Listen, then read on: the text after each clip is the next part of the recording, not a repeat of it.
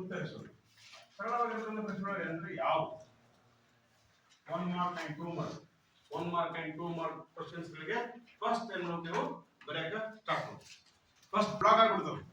ಅದು lengthy question ಬರೆದಿರ್ತದೆ, ಅದು ವಿಚಾರ ಮಾಡಿ ಬರೆದಿರ್ತದೆ, ಅದನ್ನ ತಂದು ಫಸ್ಟಿಗೆ ಬ್ರೇಕ್ ಹೋಗ್ಬಾರ್ದು. ಗೆಡ್ಡೆಗಾಗಿ ಚಕ್ರ ಬಂದು ಕೆಲವೊಬ್ರು ನೋಡ್ತೀನಿ ನಾನು ಎಕ್ಸಾಮ್ದಾಗ 30 ಮಾರ್ಕ್ಸ್ ತಗೋದ್ರಿ. 30 ಮಾರ್ಕ್ಸ್ ಅನ್ಕೊಳ್ಳೋಣ.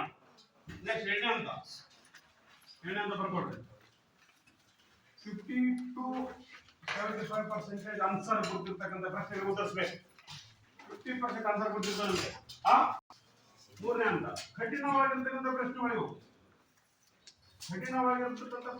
ಮೂರನೇ ಹಂತ ಕಠಿಣವಾಗಿರ್ತಕ್ಕಂಥ ಪ್ರಶ್ನೆಗಳು ಯಾವಾಗ ಇರ್ತಾವ? ಮುಂಜಾನೆ ನೋಡಿದಾಗ ಆಗಿರ್ತಾವ, 10 ನೋಡಿದಾಗ ಕಠಿಣವಾಗಿರ್ತಕ್ಕಂಥ ಪ್ರಶ್ನೆ ಆಗಿರ್ತಾವ. ನಮಗೆ 2 ತಾಸು ಆದ್ಮೇಲೆ ನಮ್ಮ ಮೈಂಡ್ ಎಲ್ಲ ಫ್ರೀ ಆಗಿರ್ತದೆ, ನಮ್ಮ ಮೈಂಡ್ ಟೆನ್ಷನ್ ಮುಕ್ತಿ ಆಗಿರ್ತದೆ. ಮೂರನೇ ಹಂತದಲ್ಲಿ ಇನ್ನೂ 1 ತಾಸು ಪೇಪರ್ ಇರ್ತದೆ. ಅವಾಗ 4 ಮಾರ್ಕ್ಸ್ 5 ಮಾರ್ಕ್ಸ್